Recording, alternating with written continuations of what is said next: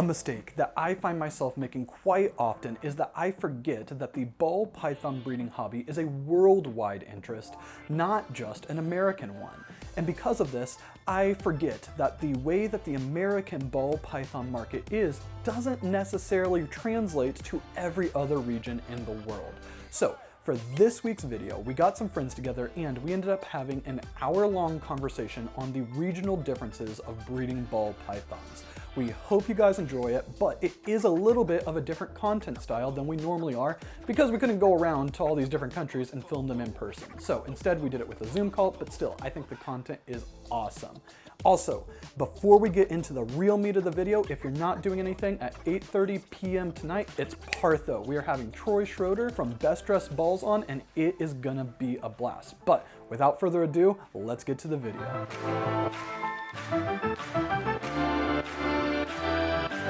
Hey friends, we got some awesome people here. We have Antoine and we have Andy, and they're going to be helping us out talk about the regional differences in the ball python market realistically across the entire world. So I want to start this off. Do you guys want to give a little bit of introduction for yourselves, kind of talk about who you are, where you're located, how long you've been doing this, and what markets are you going to be covering for this video? Yeah, for sure. Antoine from DPR Coldblood. I'm located in Montreal, Canada. I'll be speaking obviously about the Canadian market, also a little bit of the French part of Canada, Quebec, where I'm located. And I've just recently visited in April a show in Japan and a few breeders over there. So I'll be discussing that topic as well. It's a new market for me, so it's my first understanding of that market, but that's also going to be included today. Oh, that's awesome. Awesome. Andy, you're up. Yeah, I'm Andy from CITES Serpentines, located in Germany now. It's a city close to Düsseldorf. That's close to Cologne. Maybe some have heard about that. So I'm breeding ball pythons since 4 years now. My first season I had in the Czech Republic, and then I moved back to Germany and doing that here. And yeah, I'm covering the topic of ball python breeding in Europe, but I'm located in Germany. I will try to specify on Germany, and yeah. Okay, awesome. And then I'm Steven with Leviathan Snakes, and Courtney and I, we are ball python breeders in the American Southeast. Specifically, it's Aiken, South Carolina, but that's a really small town and nobody knows about it. We're about like, I don't know, 2.5 hours north of Atlanta, about 2.5 hours south of Charlotte. So it's again, those are like the big major cities. So we're not necessarily close, like a day trip from each of them. And I feel like that there is a lot of other really cool breeders in our area. And that's actually the first question that I wanted to start off is who all are like the major players in each of your regions? Well, in Canada, I think like the two main names that are jumping out of my head right now is Will from Royal Constrictor Reptiles and Billy from Mutation Creation. Those two guys are kind of the pioneers in terms of large scale ball python breeding business, and also being very exposed to the social media aspect of thing and being very present in the community. There's also other breeders that have ginormous collections like Corey Woods, for example, but it's a little bit more on the backside of the public, if I can say. But we have, other amazing names in Canada as well. But those two, like RCR and Mutation Creation, are probably the main ones in Canada. Okay. Andy? Yeah, here it's a bit more difficult because usually people are not that exposed to social media. But many people know Exclusive Snakes, so he's quite a popular breeder, and also one of the biggest ones. Also, MS Reptiles, Stefan Brockhammer is also a German guy who's like in the business for a super long time, but I'm not sure how well known he's internationally. And yeah, so apart from that, I'm not sure if we have many that are known in the US or in Canada. But these two, I'd say, are the biggest ones, at least in Germany. MS Reptiles, they're the first people who hit the Sunset Ultramel, or am I thinking of that incorrectly? I don't know. I think so, yes. And he was also, I think, the first one who imported the Sunset to Okay. Europe. Okay. So when it comes to not just simply the big breeders, but just ball python breeding as a hobby, how developed do you think it is for your regions? Are there a bunch of people breeding ball pythons where you're at? Is it there's a lot of people, but nobody's doing it like big, or not very many people are doing it big? How does that work for you guys? Well, I feel like we're very similar to the US when it comes to that. Mhm. I think for our part in Canada, we have a vast amount of ball python breeders and that are breeding very high quality animals. We're separated from you guys, but we still have a very in-depth amount of collections in Canada. Mhm. And as far as how many peoples are tapped in and are doing very selective breedings and very how can I say this, like collections with a lot of, well, let me phrase that for a second. Oh. Like if we take the difference from Canada to the States, the Mhm. main aspect that I would say is that we're 10% of the population Mhm. than the United States. And we have that quality, the same amount of quality. We just don't have the same amount of breeders.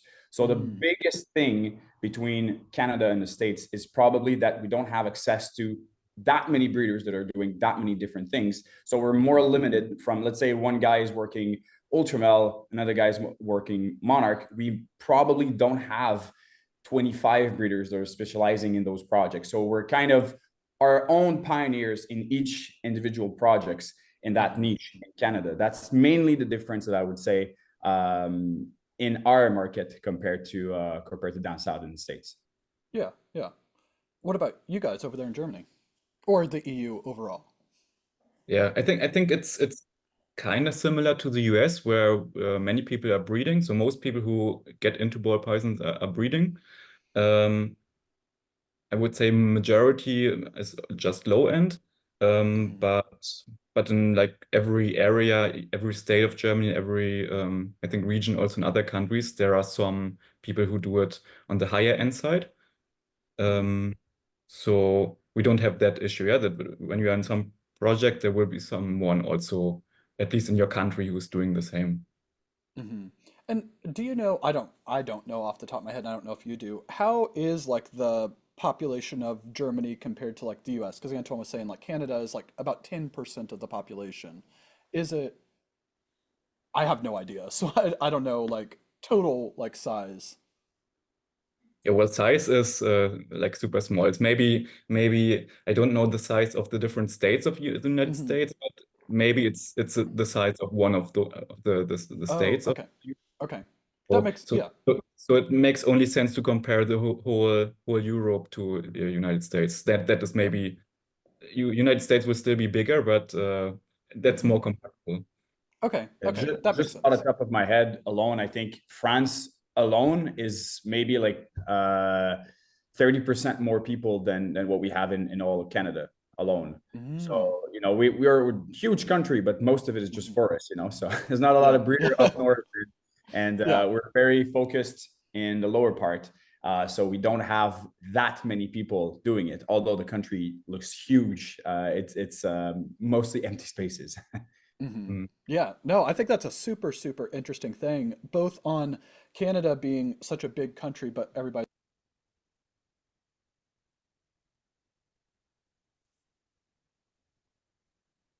For me, the sound is off.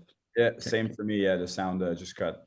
My bad. All right, so I hit the top of the mic, and that's where the mute is for it. So my Oh, bad. okay. Again, There you go. yeah, yeah. So this is what we got the editing for. So I think that's really interesting that it is one that a lot of the population in Canada is focused on the southern part of the country, and then also how you were saying, Andy, that for Germany or the EU overall, it would require pretty much all of the EU to be comparable to the US.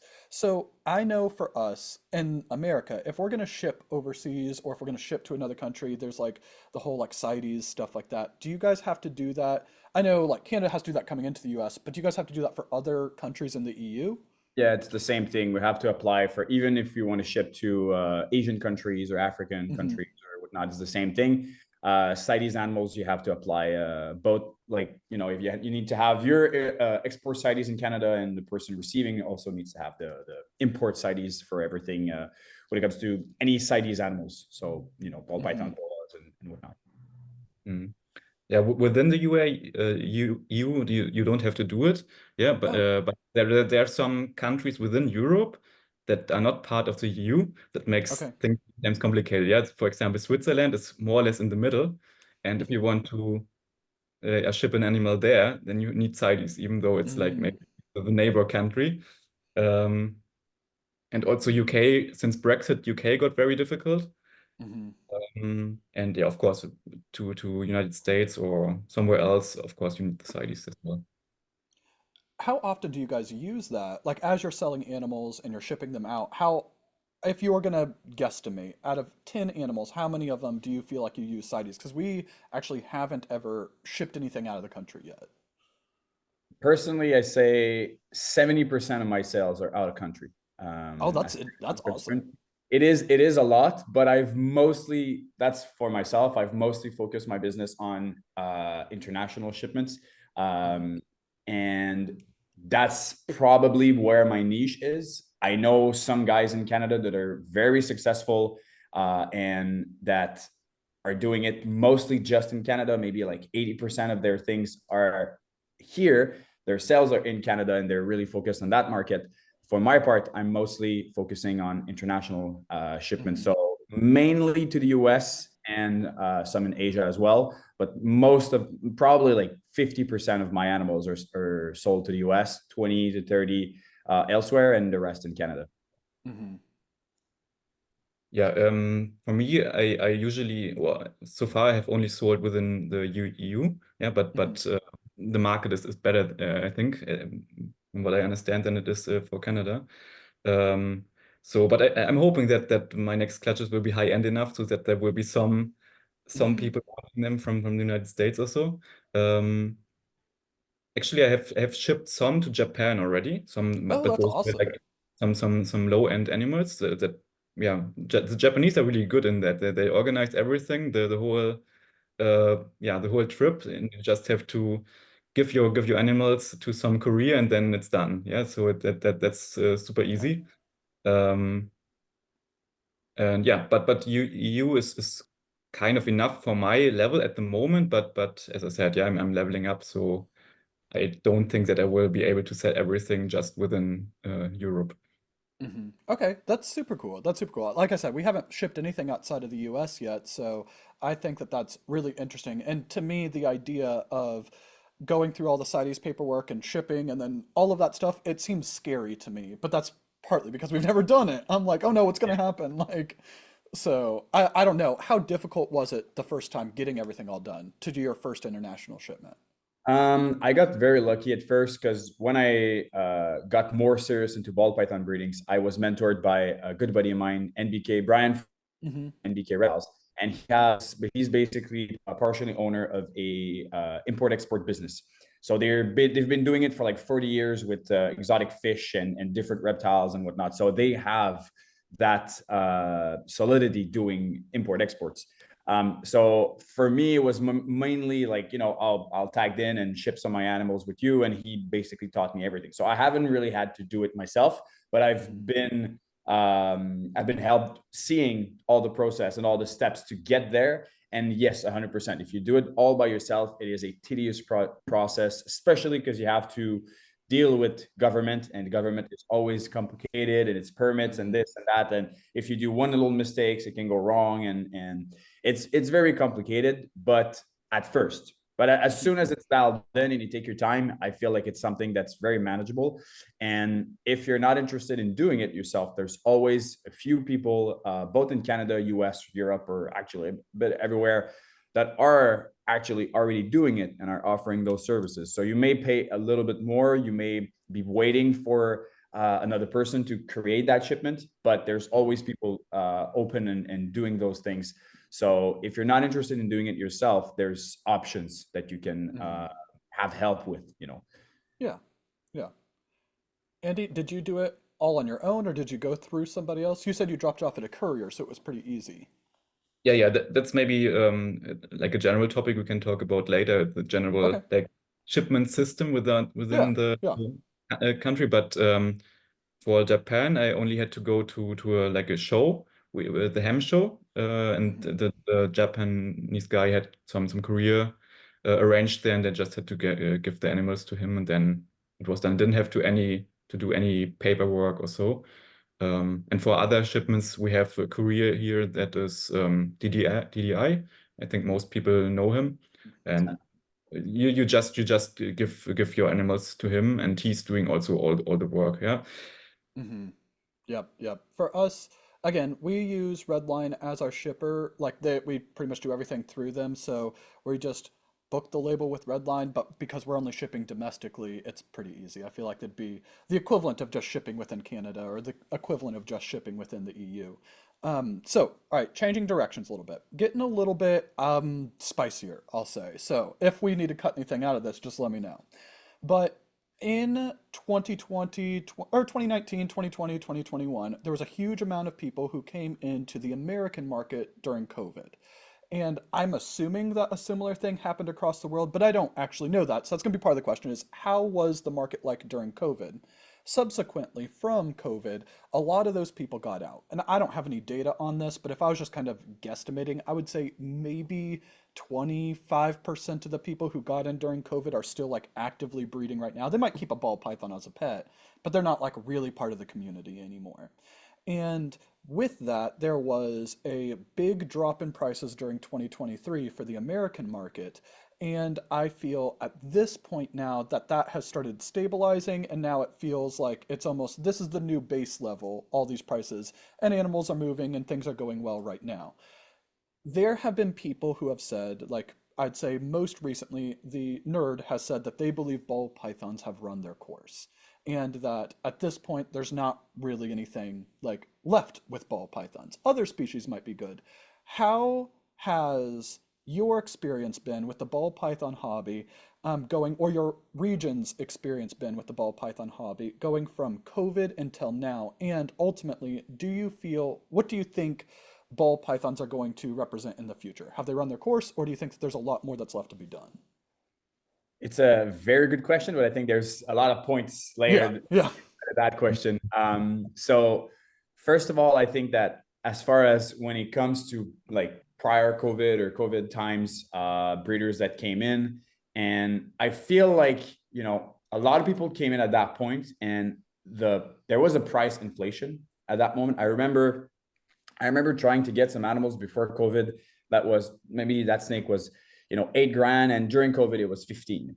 Hmm. Or like the best example I think is the desert ghost boom. Before COVID, I Yep. was selling desert ghost female for $500. During COVID, for $1,200. Hmm. So huge difference between those prices. And I feel like we got kind of used to the prices during COVID of like that high prices and animals that you don't have to advertise anything and everything like flies off the rack, and it's just people are coming to you for any Hmm. animals you have. And we kind of got used to that. And obviously now there's a decrease in prices, but I feel like that's actually more of a normal thing. I remember going through Morph Market in 2019, 2020, and just, there was maybe one page of animals above $10,000. Hmm. Now you can scroll for 26 pages and you'll see plenty of animals that are very, very expensive. And it's kind of like, if it's that easy to make animals that are that expensive, are they really that expensive? So there was kind of Hmm. a stabilization that needed to happen. And I feel like people that bought those $10,000 snakes and now are worth way less, this is kind of where you see it as a bit of a rigged game. But that's not the case. It's just that you bought at a time where the prices were really, really inflated, and now it's more stabilized and it makes more sense. But still, selling animals for $2,000, it's a very good price for a snake, realistically speaking. So I feel like there's a part of that. And yeah, that was kind of a part of the question, and then I forgot the rest. Oh yeah, yeah. My bad. I went on too long. I went on too long. Yeah, no, it was good things Yeah, inside that. Yeah. yeah. We'll come back to it. We'll come back to it in tiers. So for just the COVID aspect, how was your experience with that, Andy, in your region? Yeah. during that time I just started out, so I don't really know from experience, but what I experienced was more or less the same. Yeah, so the prices were really high. People wanted to buy in, and but I think we didn't get so much like money from the state to support us. So I think not that many people came in. Yeah, I'm not completely Mm, sure about it, but there were people were sitting at home, didn't really know what to do with their lives, but they didn't really have more money or so. So um, mhm. I'm not really sure if there was like a big income of new people during that time. That's really interesting. Were you going to ask a question, Antoine? Yeah, no, I was going to ask. I know in Canada and the US, the government was giving money basically to support people during that crisis. Was it something similar in Europe or Germany? Was the government giving money to people to support during COVID? And no, that's not a thing. No, actually no. But we have like a better security systems, yeah, so that the companies were still paying the Hmm. people at least Okay, like half of their salary, and if people did lost their jobs, they still got money from the state, but it's just the bare minimum that you are able to pay your rent and stuff. It's not Mm. like, oh, now I'm rich and I can buy 10K snakes or so, yeah. gotcha. So I think Yeah, that would be a big difference. I think that's super interesting. And two things, I want to talk about that. But like in the States, what ended up happening during COVID is there were stimulus checks that went out to everybody. I think there was two, maybe there was three, but it was like, I don't know, $2,000, $1,200, something like that. So it's like people get those stimulus checks, and if they didn't have bills to pay with it, they're like, well, I still have my job. I'm gonna go buy a snake. And so I feel like that was part of it. There was also a thing where if you were laid off during COVID, some people, depending on exactly what job you got, they had additional benefits for unemployment during that time where you could actually make more money being unemployed during COVID than you would have working. Yeah, same thing in Canada. It was exactly the Yeah. same. Mm. And I feel like that with those, it brought a lot of people in, and I think that it's super interesting that, like in the EU, you guys didn't have a big influx of people getting into the hobby, but you still had the increase in price. Is the prices in the EU kind of based off the Canada and US market then? If you guys weren't getting a bunch of people in? Yeah, I think so. Like when you try to figure out the price of your animal, you often check morph market, and Hmm. if the combo doesn't exist in the EU, then Hmm. often you look how is it priced in the US, and then you set the price at least similar to that. And that the pricing is actually another topic as well, because Hmm. usually the price in the EU are lower to be able to sell the animals. Hmm. Um, so yeah, it depends a bit. Yeah. So people like exclusive snakes, they will price their animals um, like Hmm. closer to the prices of the US because they know they will have customers also there. But people who are not doing that and only want to sell maybe even just in their country, they have to Hmm. go down quite a lot to be able to sell. Yeah. Yeah, yeah, I completely get that. I think that's really interesting and just not something I had considered before on that not everywhere got a big influx of people. So the second part of the question. So we kind of talked a little bit about how was COVID in each of our different areas. It sounds like that Canada and the US was pretty similar, but that the EU had a completely different situation. And I think that that was a really, really cool, interesting aspect of this. But beyond COVID, so a lot of people got in, at least in the like Western Hemisphere side. And with this, there were a lot of people producing both really, really cool stuff and stuff that maybe was, I don't want to say overproduced, but there was a lot of competition. And that when those people ended up producing, like the kind of COVID breeders, ended up really producing in earnest, this was 2022, 2023, I felt that there was a big flood of animals on the market and a lot of prices dropped back down considerably. I remember we bought our very first visual male sunset like right before COVID kicked off for $3,500. At the height of COVID, I saw them selling on Morph Market. I don't know what their ultimate sale was, but the list price was $8,000 for a single gene sunset male. And it's very similar to what you're talking about. It's like prices almost doubled during COVID, and now if you bought that $8,000 sunset and then you're able to produce babies in 2023 and sunsets are down to $2,000, that feels really bad. And I feel like that pushed a lot of those people out. That they got in really high prices. By the time they're able to sell, it's worth a fraction of what was going on. Did a similar thing happen in your regions where all those people who got in, or just when the price fall happened, that it negatively impacted the market?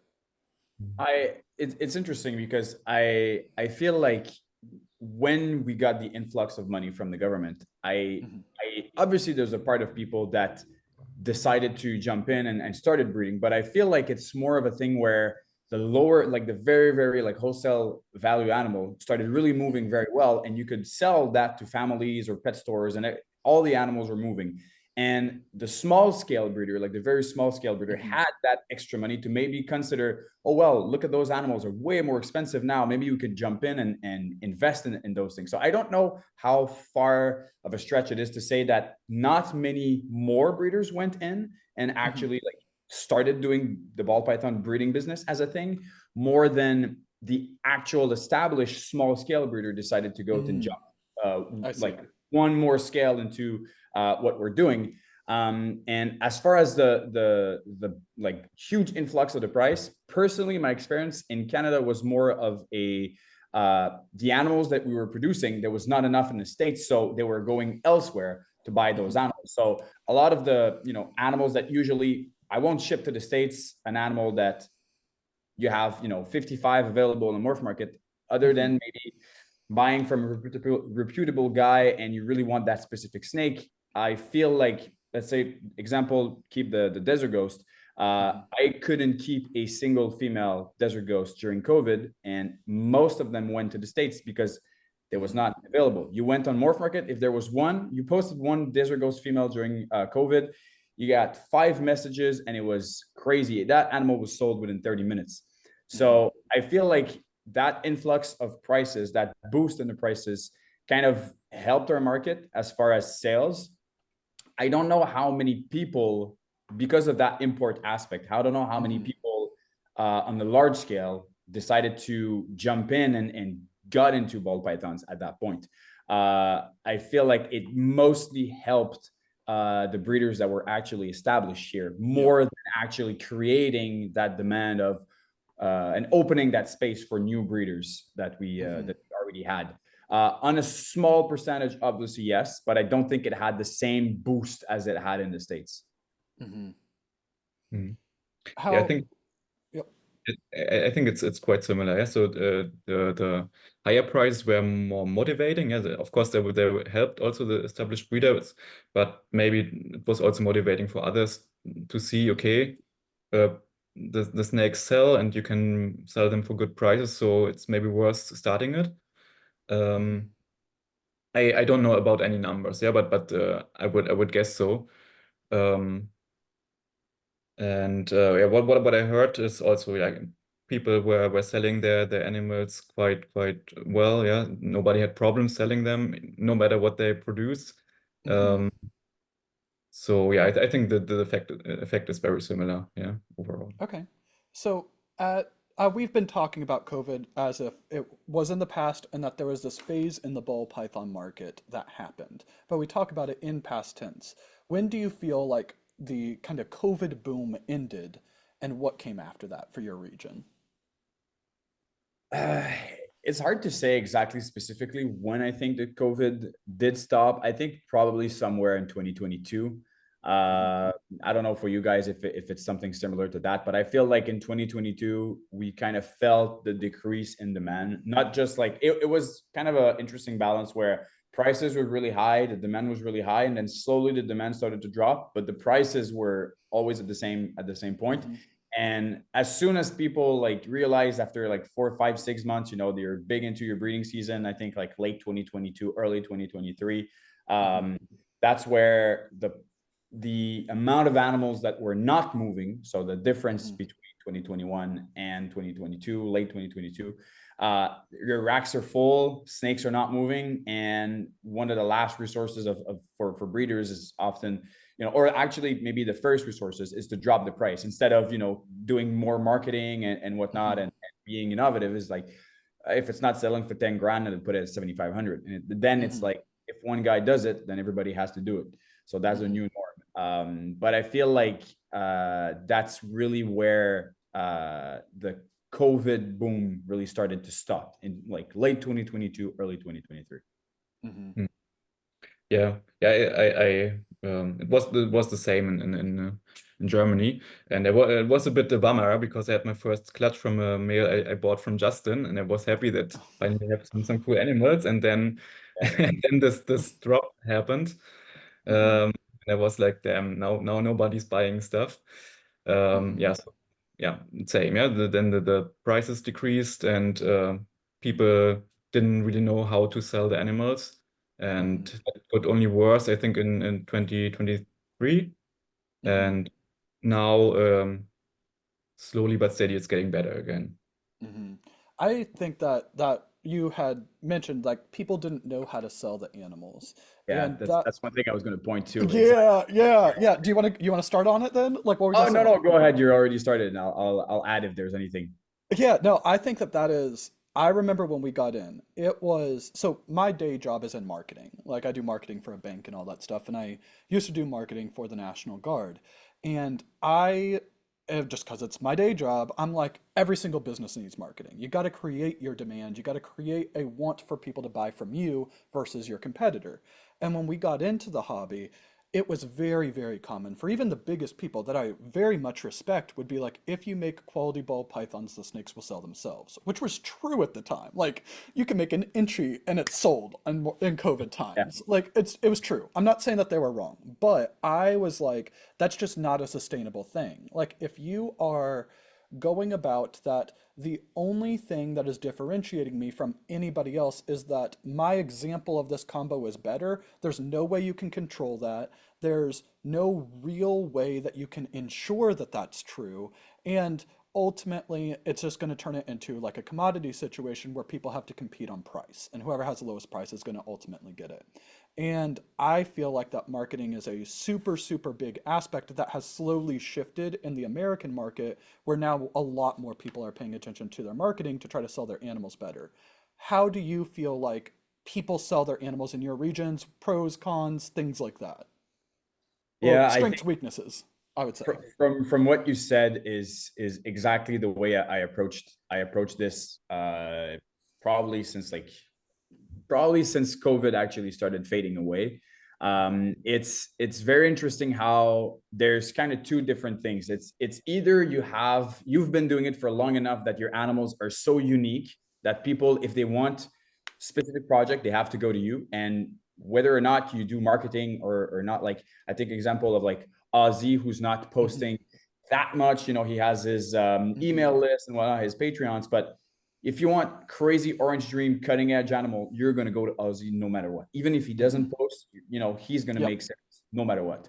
And then if you breed something more generic, more available from a lot of other people, the difference is going to be the marketing you did prior. So if, like exactly like you said, if you have a red striped yellow belly clown, why would they buy from you or from someone else? Either the price, if you compete for price, or you've established yourself as a known person who helps people, who creates content, who has marketing, who's doing that extra couple steps to ensure that you're able to sell your animals. For me personally, that's one thing that really, really helped. I think the YouTube videos were kind of the main aspect that kept me floating during those times, is that I had those people coming to me directly instead of me trying to reach for other people for new customers. I think that in Canada, a lot of the breeders are more on the not close aspect, but we don't have that many breeders that are out there with great marketing strategies and whatnot. It's mostly like, we know each other, we're going to sell between each other, that to that extent. And there's just a handful of people that are really pushing their marketing. I feel like in Canada, a lot after COVID was relying on the connections that you already had. So either guys that had Patreons and had, those connections through their Patreons, or wholesalers, internationally, or just like your small local shows and whatnot. But a lot of people relied on like person-to-person transactions more than a large-scale marketing and really create that brand and business to help pushing those sales off. Yeah, yeah, 100%. Yeah, What about you, so yeah, I absolutely agree. Yeah, you need your branding and marketing. That's why I'm trying to do as much as I can. What is quite difficult alone and with a busy schedule. Mm. But I'm trying, and I'm also like set myself a goal to start the YouTube channel this year. Mhm. Haven't yet, but I will do. Also doing a lot of more on Instagram this year. Yeah, but in general, I think whole Europe, people are not very into branding and marketing and stuff. Most people are still on Facebook and just posting there some stuff. They don't even have an Instagram account. Yeah, when you ask them about them, do you have IG? No, I just have Facebook. And we also have like a WhatsApp groups there where many people are in there, and either it's for chatting or just posting your lists. Many people are just doing that, and yeah. So and many people don't like to show their faces. Yeah. So a good example for that is also Exclusive Snakes. Yeah, many people know his brand, but nobody or few people know how he looks like. Yeah. Mhm. So Infamous Marcello. sorry. The infamous Marcello. Yeah, Marcello, exactly. Uh, yeah, so it's not a big thing to put yourself out there, especially not with your face. So if you do that, so it's a good market gap, yeah. But if you do that, you are one of the very few people who do it, and that makes you special, yeah. Mhm. So if somebody's watching this, let's say they're a newer breeder, maybe they've been breeding for a year, 2 years, 3 years kind of thing, and they're from a region that just doesn't have a very established online ball python community. Do you think that it's a waste of effort for them to try to be like the person who's pioneering it and pushing it as a newer breeder? Or do you think that it is going to be, I don't know if I had said wasted effort or if it's valuable. Do you think that that's an opportunity for them? I think I'll speak a bit to Japan for Okay. that. Oh, yeah, that's good. Yeah. Going when I went to Japan, actually, two of the three breeders I visited had YouTube channels and Patreons and had a very strong community. It is a very emerging market when it comes to not reptile keeping, that's been there for a long time, but when it comes to genetic in the ball python game, Hmm. it is very emerging and they're going at it very big. And there's a lot of people that want to get in. They have all the desire of jumping in, investing, creating that business, but the knowledge just isn't really there because they haven't been those nerd or guys that the VPI or guys that have been doing it for the longest time and the knowledge is there. They don't have that in their market, so the newer guys coming in are basically teaching everything. So for them, creating those YouTube channels, those Patreons, they are extremely popular and extremely valuable in their market because, exactly from what you said, they don't have that available. And there's the language barrier that not a lot Hmm. of Japanese people speak English, so they can't rely on North American or European channels to get that knowledge. They need someone there to create that. So let's say you have an emerging market in Thailand and you're wondering if you should do YouTube videos, 1,000% you should, because how many people in your specific market are maybe potentially interested in what you're doing or that business aspect of thing and don't have that bilingual thing where they can get that information for somewhere else. So if you're creating that for your specific market, it is absolutely crucial. I've been doing it a little bit in French. I've been slacking on it a lot on the French YouTube channel, but I've been doing it also there. And, French is spoken in part of Canada where I live and also in France and other different countries. And where there's that niche of different language, it is really important to place yourself there and really add that content to, create the market. Because Yeah. creating that specific content for a new language or a new market will for sure bring people in and add to that specific market. Hmm. No, I think it's an amazing point. Amazing point. Do you want to add anything, Andy? Um, Well, the language thing is actually one thing that I had on my notes, because in Europe it's even more difficult. Yeah, so I'm a bit let's say struggling to decide when, for example, when I start my YouTube channel, then probably I will do it in English. But then most people in Germany won't be able to watch it. Yeah, at least not like the, let's say, normal people, only maybe some breeders.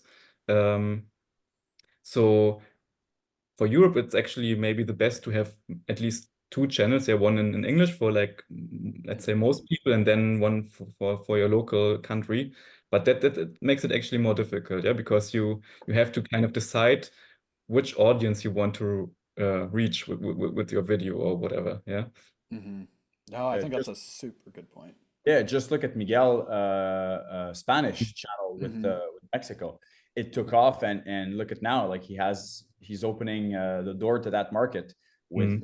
with his Spanish channel. And I think any different language, like you're saying in German, you should 100% do, if you're able to like take the work of doing two channels, having one in German and one in English is a extremely good idea, because you're positioning yourself where there's nothing in that market, and you can speak about so many things. The amount of content you can produce in a newer language is incredible, Mm-hmm. incredible. Yeah, yeah, 100%. Like it's something that I like you guys talking about it. I'm like, man, that's such a competitive edge that you just can't, there's nothing that I could ever do to compete with either of you guys in a French channel or in a German channel. There's just not. Even if I like tried Yeah. learning it now, it's just nothing I could do. And I think that's so interesting that there is advantages that everybody has that you might not really think about it, because you might be like, oh, well, if I make this in German, I'm not going to be able to reach very many people in the Americas. But if you make it in German, you could become the go-to person in Germany. Like, and I don't Mm. know, I just think it's super, super cool. Yeah. Um, so we've had a lot of luck, a lot of success selling animals online realistically through social media. But shows are also a huge aspect of the American market. How important are reptile shows for your regions? I have to go get my charger for my computer. Give me a Oh, second. okay, okay. All right, sounds good. Andy, you want to take it first? Yeah. So actually, the shows are, let's say, the heart of the whole system here. Mm-hmm. Yeah. So that connects to the point I mentioned earlier, the shipment system, because we Mm-hmm. don't really have a shipment system in Mm-hmm. Europe. So if you want to ship from, let's say, Germany to Spain, Mm-hmm. it's impossible. Yes, Mm-hmm. the only way you can do it is to find a courier Mm-hmm. driving that road anyway, because he's also part of that community and he will go to the show and drive back. Mm-hmm. Um, so most people actually do it like they all come to the big shows. Yeah, for example, the Ham show, everybody comes there, and we hand over our animals, and then most people actually leave actually right away after the handovers, and they don't even go into the show. Um, because yeah, there's not really a way to ship your animals. Yeah, so Mm-hmm. without the shows, I don't know, it would not work at all. You would have to drive Mm-hmm. through whole Europe to ship your animals or something like that. Um, and yeah, and also like as for you to sell your pet animal pet level animals, Mm-hmm. the shows are also a good thing. Yeah, high end Mm-hmm. usually not sold at the shows. It's just to show off. Mm-hmm. But to move them to give them to like some loving homes, the shows are really good. Mm-hmm. That's super interesting. Yeah, that's one thing I'm jealous of both of you guys when it comes to shows, both in Europe and in United States. The shows are a big aspect of Mm-hmm. the market and the industry. Unfortunately, in Canada, we don't have that many shows. Canada, obviously, it's a huge country. We have maybe 10% of United States and whatnot. We're very, very small compared to both of your markets, but the country is huge. So Mm-hmm. doing shows, let's say we have one main show that's happening once a year, the Canadian Reptile Breeder Expo in Toronto in September. And that show is mainly just Ontarian breeder and a few breeders from Quebec that are going there as far as ball pythons. So we don't even have that much of the west of Canada going to that show, because driving to that specific show is going to be like 20 something, 30 hours to drive to that show. So it's not realistically possible. And then you have to ship all the snakes to that event. And that event is not a Tinley Park or Daytona Expo. It's a smaller scale reptile expo. So we don't really have that strong expo community when it comes to the whole of Canada. We'll have it for Ontario and Quebec and whatnot. We gather for that specific event, and they do have it like the WCRE, the Western Canadian Reptile Breeder Expo in Alberta. That happens also once a year. But it's not like we have that, you know, Ham Show, the Nijmegen, or Tinley, Daytona, Anaheim. We don't have those events. So for us, it's a different reality when it comes to shows. We do have some smaller ones, but it's nothing compared to what you guys have. How do you feel like that changes compared to the American market or a European market by not having as many like big shows, and the big shows you do have, because Canada is such a big country, it really is more of like the people who can vend it at least are only those in that region of that show. How do you feel like that influences how people get in and how people sell animals in the Canadian market? I feel like it's really slowing us down when it comes to being able to have a visibility for whole of Canada. Let's say you want to be a very known Canadian breeder all across. You'd have to go, and as far as shows and in-person interactions, you'd have to go and do the CRB and then the WCRE, both in the West and in the East. And that's just a lot of work. It is extremely tedious. And maybe in the last 4 or 5 years, we've had a decrease in the size of the show that we had. Like before, it was, I remember back in 2016, 2014, the CRB was a huge event. It was absolutely massive, a lot of breeders, a bigger venue, and it's gotten significantly smaller and smaller years after year. And that's very unfortunate. And I feel like in the last maybe 2 or 3 years, people were just going there hoping to sell, you know, some of their lower end animals, and there was not a lot of bigger ticket items that were sold at those shows. And it was mostly through online sales that was happening, either, you know, from export or within Canada. The shows were mostly like pet level animals that were being sold over there. And I feel like, you know, we have in Canada amazing quality animals that, you know, that there's a reason why we sell out to Japan, to United States, to Europe, because we have those collections of very specific and very dialed in breeders. And just going to those shows, displaying those snakes, I feel like would bring more and more people, instead of just bringing the lower end animals and hoping that they sell, having those larger breeders going there and just displaying the nicest snake. I feel like that would definitely help. And there was kind of an awakening last year in our ball python. We had a ball python chat about, you know, we have to do something about our shows, because we don't want it to disappear over time. We have to do something to create that excitement to, oh, we're going to the CRBE. We want to see the nicest snake from all the different breeders. So I think that in the next couple of years, hopefully, if everything works the way we talked about it, I think that in the next couple of years, we're going to see that our shows are getting more and more traction. I mean, that's what we're working on.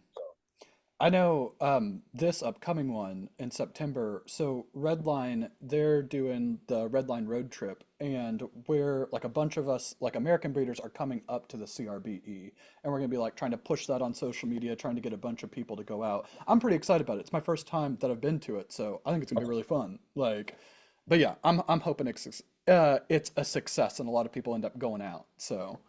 Yeah.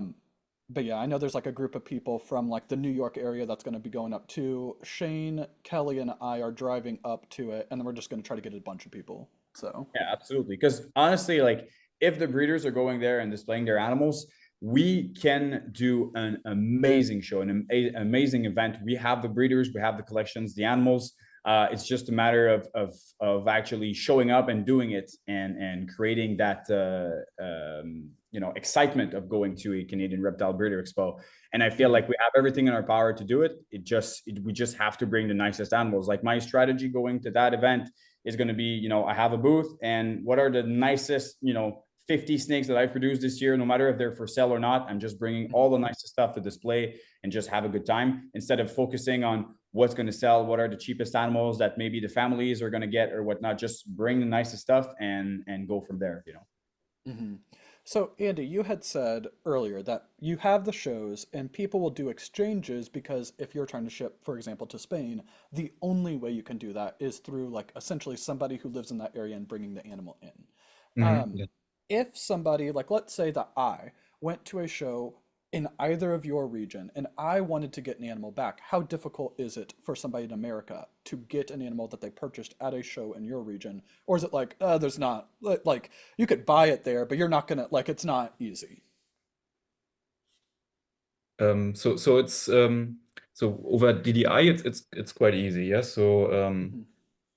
as he organizes everything, the only thing you have to bring with you is time and passion, Okay. patience, Yeah. because Yeah. it can take quite some time. Yeah, I Hmm. heard that from Billy from Canada also, that people have to wait quite some time um, for the shipment to be happening, because sometimes it depends. Yeah, sometimes they're waiting to have uh, like an amount of animals for the Hmm. shipment together.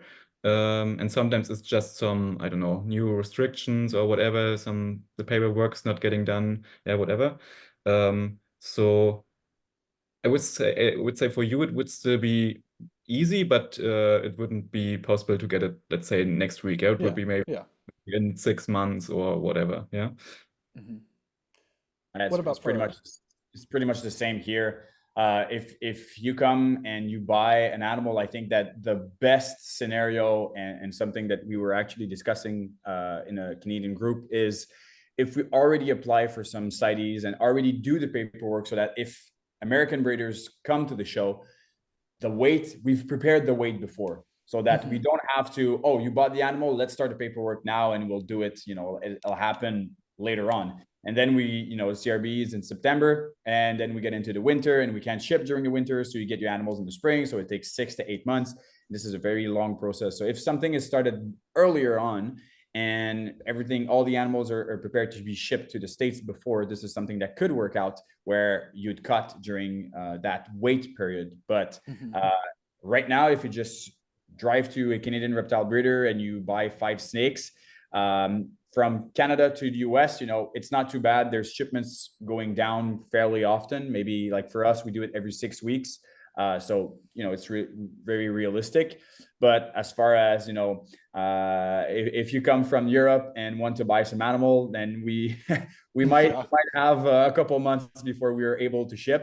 And that's partially from exactly what you said. It's just the amount of animals. If you buy 3 snakes, then convincing one guy to do the export for only 3 snakes, it's a big box, right? So Hmm. filling up that box, you'd either have to buy a bunch of wholesale animals to fill up the rest, or wait until enough breeders buy different animals so we can do that shipment. And I feel like that's also kind of a thing where during the COVID time, where a lot more animals were being sold, it was easier to do the shipments because the number of animals were, Hmm. higher. So it was easier to ship 20 snakes to Europe when there was 40 snakes waiting to be shipped. Where now, if there's only 6, well, there's not really the interest of doing a shipment to Europe if there's only 6 snakes sold there. But hopefully that's something that comes back with time. Hmm. I'm very, very confident it will. It just right now the lead time before being able to ship is fairly long. Yeah, yeah. No, that's awesome. And I think that that's the kind of middle ground, at least for a country where it's like Canada and America, where we're literally right up against each other. Being able to pre-do some stuff, pre-do the shipping stuff can shave off a lot of that. Yeah. But other question that I have, and then I know that we're already at an hour, and again, I'm going to be cutting this down, so we won't necessarily use all of it. But then if you guys have questions, by the way, feel free. The question I had is, for your region, do you feel that there are any particular projects that you're like, it is super well developed here? Like this specific morph, this specific combo, it's like my region is the place to go for if you're trying to get the leading edge on this project. I feel like I have two that are coming to mind for me. I feel like Will from Royal Canadian Reptiles has been pushing the puzzle project to an extreme level. Puzzle in Canada, I feel like right now we're starting really to see it with what he's already produced, but knowing Will, he's hoarding everything back. And I feel like in the next like 2 or 3 years, if you want to have some of the most cutting edge puzzle, Will in Canada is going to be like the main guy to go to. And also Monsoon from what Austin and Billy are doing over at Mutation Creation, all the Monsoon pie that they're starting to pair up and the clutches that are being laid out right now. Those projects are kind of, they're there in the States, they're there in Europe, but I feel like if you really want to jump in big, I think that Canada is the place to go for those projects right now. Yeah. The first one that comes to my mind is I would say my best friend Devin from Prague Morphs. He's a rising star, I would say, in Europe. So he bought quite some like top-notch collections from other people who quit in Europe. So he has like would say the best typo puzzles. So Good.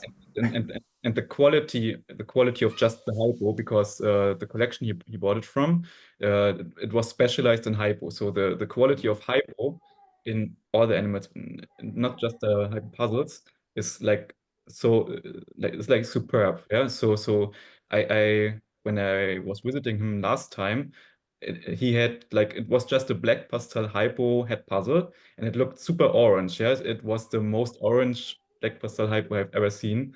And you can imagine, like, when stacking more genes into that, they are just awesome. Also, he has like super nice hypo rainbows. They're also like super beautiful, and usually the showstoppers when he has them at his table. Yeah, and let's see. Like, I mean, he has. I would say for these two projects, no, he's the go-to guy. Maybe even like for you guys, yeah, because yeah, these projects are the Rainbow project is not that popular, so I some people actually bought from him already some rainbows. Yeah. So and for other stuff, for example, also very well known is Wolf from Austrian Reptiles. He is the guy for, of course, Mandarin, and also he has some really cool like DG puzzle stuff. Maybe not with the coolest codoms in there, but he's also mixing cryptic in there, and he also has this very famous, I think it was a confusion cryptic something. Yeah, so Yeah, I saw that. That was that's phenomenal. yeah. Even like when Justin was visiting the Nijmegen show, he was also like holding it, and so it was seen in several social media channels. So yeah, these are the two guys. And of course, when in Germany we have the Ralph, the Cosmos Oh guy. yeah. Yep. But that doesn't mean that it's easier for you to get the Cosmos here if you want it. But Yeah, but he is here. yeah, Yeah, yeah. no, I'm stoked about the Cosmos stuff. It looks super, super cool, and the fact that it's incomplete dominant too, it's awesome. And then Antoine, you have the Gorilla project right now, Yeah, right? yeah, absolutely. Did you like discover it or did you take it over? How did that one go? So basically, just like a quick, brief backstory on that.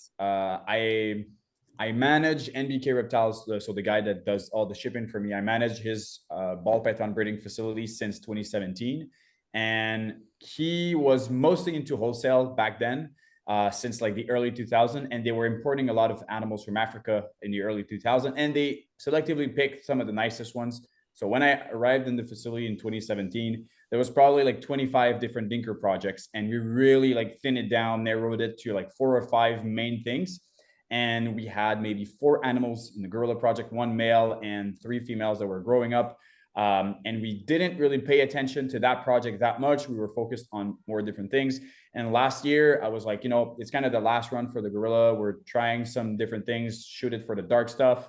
And it really popped, like the blackhead gorilla, the GHI gorilla that we hatched were absolutely phenomenal.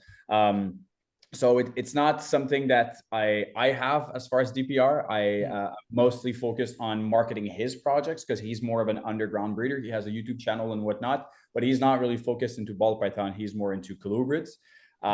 So I'm kind of doing that marketing aspect of it.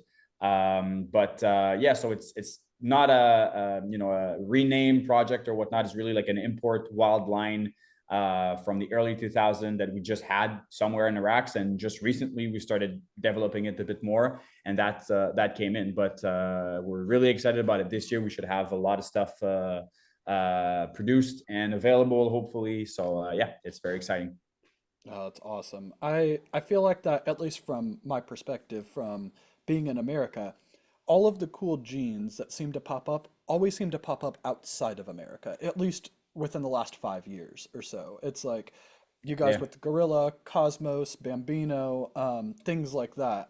It's like, I find it interesting. I wonder if it is that in the like other regions throughout the world that people are working with maybe animals that haven't been just, I don't want to say like overbred in the US, but like everybody in the US, rather than trying to go work a dinker, it's like, well, I'm going to do a DG clown project, or I'm going Yeah. to do a puzzle or a sunset or a monsoon, where I feel like it's more calm. And maybe it's just perception, that dinkers are still being worked elsewhere and not as much in the US. But again, I don't know. That might just be. Not I think that's something that definitely makes sense, that if you're in a different market where exporting and importing is not as big, you're more contained into some of the stuff that you already have, and you can really explore and venture into more dinker projects and different type of newer genes, because you don't have that huge pool of things that you can just grab and go and bring into your collection. If you're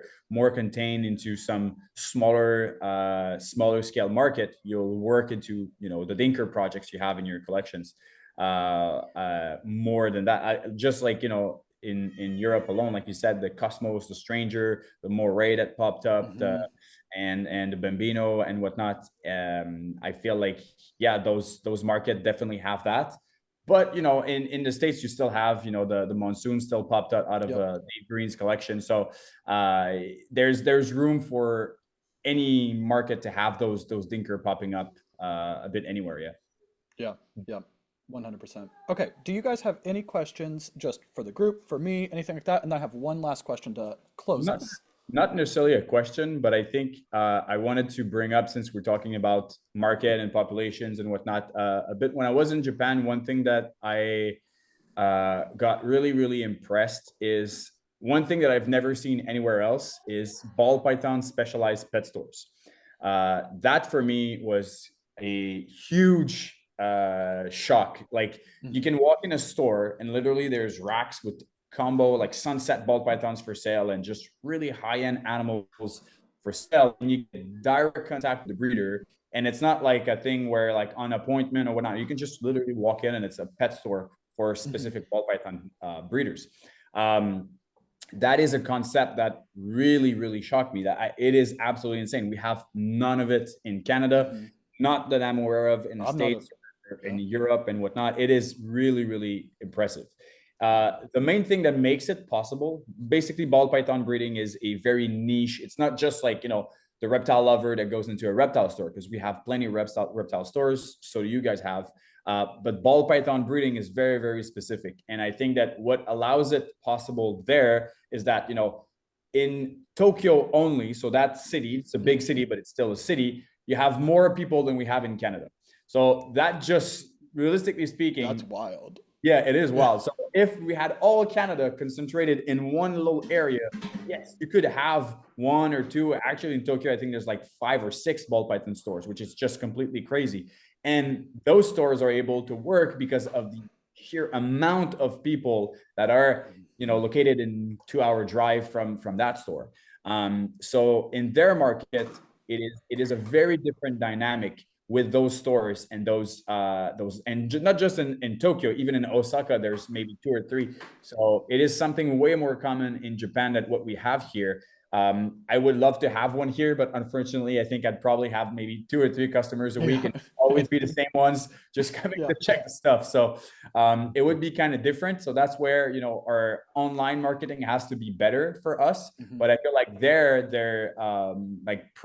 in-person presence is a very different game, and it has got me thinking into like, what else could we do here to, you know, do something similar to that, have maybe like an open store, even though there's not a lot of people coming in. Because I remember when I was a kid, if I had the opportunity to walk into a ball python store, I would be so screwed back then. Oh yeah. I would have been so screwed. So it's very special when you have the ability to walk in and be taught about the genetics, the market, the pricing, and whatnot. And if you want to jump in and buy a very high-end animal, you're not doing it online waiting for it to come and pick it up at your FedEx depot. Like, that is a very different thing if you just walk into the breeder store, have a discussion with him and whatnot. So I think that was something important to bring up into this conversation, as you know, it's part of the market and whatnot. It's a very interesting thing that I noticed over there. That's really cool. Like one thing that would interest me would be like, when you officially start your ball python business, like, what kind of rules do you have to obey, or will someone actually come to your house and check, and how do you have to keep your animals then? I mean, I already know, like, it's okay for you guys to keep your animals in racks, but like, are there any, like, specific or obligations? Yeah, so for America, it depends on the state. So since there's 50 states and I think however many territories, it is our state that we live in South Carolina, pretty lax. Like we can have African soft furs. They pretty much have almost no regulations. In fact, if you want to own a cobra, you can do it. You be 18 years old and you can own a cobra. Like, they don't care, and where we live. But there are some states where it's like, I know in Georgia, they just recently outlawed essentially like big snakes. Like, you can't have a retic, you can't have Burmese, things like that. So ball pythons are okay right now, and then Florida, way different. So I feel like that there's not like one answer for the states because it changes so much, but it could range from, in New York City, you aren't allowed to have ball pythons at all, I'm pretty sure. Or to South Carolina, cobra, you're fine. Cool. Rattlesnake, you're good to go. Like, Okay. Yeah, in Canada, it's a bit the same. It's different province have different laws and bylaws about all of this, and like, it's mostly municipalities, like small, like let's say a town will allow, like where I live in Montreal, you're not allowed to have a snake that's over 9 feet, or you know, every like, just like in the States, it's every city has their type of rules for that. But as far as like, you want to breed, you want to keep reptiles, it's not as strict as Europe, where you know, you have to get some specifics details to get your business going. Here you could just basically you know, buy a rack, buy some animals, breed, and no problem. We don't have the same regiments that I know you guys have in Europe. Okay. Yeah, so I can actually then tell some things about that, because probably most people, at least that are not that long in the hobby, will know that. So in some countries in Europe, Germany included, it's more or less illegal to keep the ball pythons just in racks. Yeah, so the best outcome is that you can maybe arrange is that you cycle the animals, that you have some tanks, and for, like, let's say 6 months you have the animal in a tank, and for the other 6 months you can have it in a tub. So you need to consider that, when you plan in your, like, room size or whatever, you cannot just stack it with racks, and you have to have some tanks. And also, what makes it more complicated, live feeding is also officially not allowed. If you have an animal that absolutely refuses, to feed to eat frozen thawed, you have to actually have a vet and show him prove it that the animal is not eating. Yeah, the only reason that you're allowed to feed live is that the animal would die otherwise. Yeah, you have to prove it. Yeah, um, yeah. And then for example, what I heard, Sweden is the most strict country. So there you are not even allowed to feed live then. Yeah. So there's no, even if you could prove that my snake will die if you don't feed it live, no, yeah, you are not allowed. So you have to somehow figure out to make them eat the frozen thawed, even if they don't want to. And in some countries, like France, you have to ship the animals. Yeah, so every snake you produce, that it needs to carry a chip. And also, when you sell animals, you have to document everything, and yearly, the authorities will ask you for the list, and you have to show what have you produced, what have you sold, and where, and all these things. Yeah, so it's Way I think in more, some Yeah. yeah, yeah, way more intense. Way more yeah. intense. Yeah. So that's why I think I also wrote that in some chat. If you want to play ball python breeding on hard mode, then do it in Yeah. Europe. Yeah, Pretty no, that's much, yeah. wild. Yeah. Okay, so closing question for you guys. Let's say somebody is watching this video and they are either literally like a couple months into the breeding hobby or they're considering going from a pet keeper to a breeder. So they don't need advice about keeping the animals themselves, but they are looking for advice about getting into the ball python hobby and one day they want to hit top tier of your region. What advice would you have for them to set them up now for the best chance of success later on? Look at what other breeders are already doing and find your own personal niche. I feel like if you're focusing on something very specific, like the highest, like the greatest pictures, or specific YouTube content, or best marketing, or doing every single shows, or having the best customer service, or visiting different breeders, or whatever the idea may be, if you want to really set yourself apart, I feel like you have to find your own color, your own taste to whatever you want to do, actually. And get known for that, and then exploit that little thing. If you're just basically posting things on Instagram, well, you're just like everybody else. It's easy to post things on Instagram. It's difficult to do it consistently and growing your channel and whatnot. But realistically speaking, everybody's trying to do that the same kind of way. If you really want to grow, especially in today's market where online presence is so crucial and important, just focus on finding your niche and finding your own color, and focus on that and put all your energy into that, and you'll definitely set yourself apart from everybody else, and you'll get some traction by doing that 100%. Awesome. Awesome. Love it. Yeah. Andy, So what's your thoughts? I think that's basically the same everywhere. Yeah. But yeah, of course, don't just try to mimic someone. Yeah. That's what most people do. Yeah. So they see a video from, for example, Justin, and everybody just tries to replicate the same animals. So yeah, find out what you like, but it also needs to be something that is in demand. If you like bananas, don't just produce bananas. So you need to study a bit the market, yeah, to see what is in demand and what you also think within the next years will be in demand. So multi-recessive projects are the best, yeah. So but maybe don't buy a double head clown DG female, yeah, just like the pure one. Yeah, Get some codoms in it, incomplete dominance. yeah. Try if you want to go that route, with some interesting other genes in there.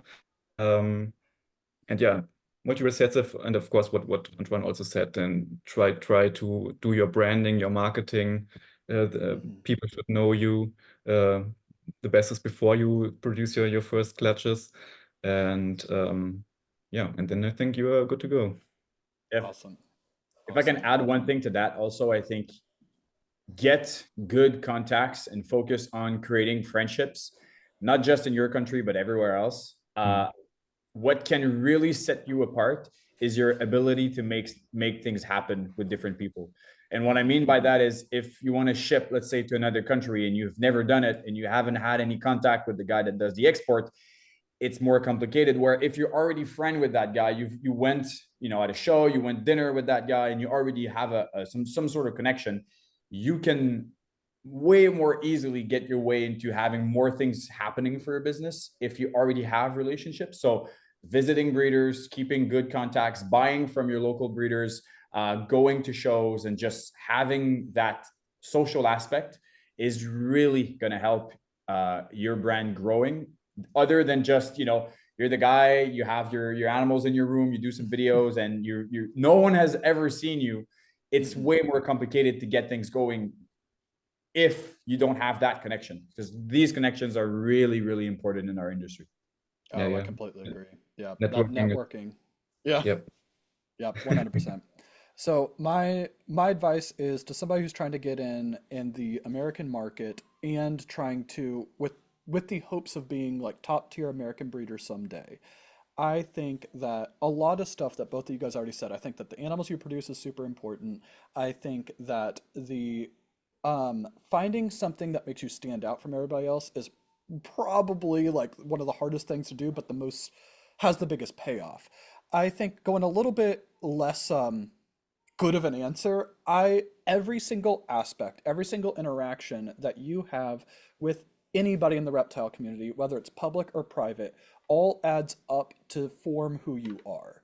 And if you say that you're going to give great customer service, but then the second you have a disagreement with a customer, you're blasting them on social media, you don't really have great customer service. It's just true. Like you might not always have bad customer service, but if you are going to be among the best, because there are so many absolutely incredible breeders throughout the entire world, you are going to have to be the best at everything. And you essentially don't have room to slip up. And I think that a lot of people forget about that. They think that if I'm posting on my personal account, not on my business account, that doesn't matter. That's okay. Or if I am in person, or if it's in a DM, or if it's private, that doesn't count either. Everything counts. And everything builds up your reputation. And if you want to get the best, if you want to get to that top tier level, you have to be the best at everything. So, yeah. All right. Thank you guys. Yeah. Thank you guys so much for taking the time to do this. Do you guys want to say where people can find you? And then we'll go ahead and close this out. Yeah, for sure. You can find me on Instagram. I try to post as much as I can there, on YouTube as well, DPR Coldblood. And yeah, that's mainly where I am. All the animals available on Morph Market, and always feel free to reach out and share with me your projects. I always love talking about snakes, and I don't get enough DMs. I mean, I do, but I always like more. You know what I mean? Yeah. You can find me also on Instagram. I'm the most active there, but also Facebook is fine. YouTube not started yet, but hopefully soon. German. Yes. Get it, man. Get it. So and yeah, the same. Yeah, you can just hit me up on Instagram or Facebook, whatever, and talk snakes, even if you don't want to buy anything. Yeah. So I enjoy talking about them. So yeah, don't hesitate. Yeah, again, thank you guys so much. I'm gonna go ahead and stop recording, but if you guys wanna hold on just a second. Huge thanks to Antoine and to Andy for talking about all of the differences, all of the nuances between our different ball, python, and reptile markets. Now, if you are not doing anything, again, one last reminder, at 8:30 p.m. tonight, Eastern Time, definitely tune back into the channel in order to watch Courtney and Molly interview Troy Schroeder of Best Dressed Balls on this month's episode of Partha.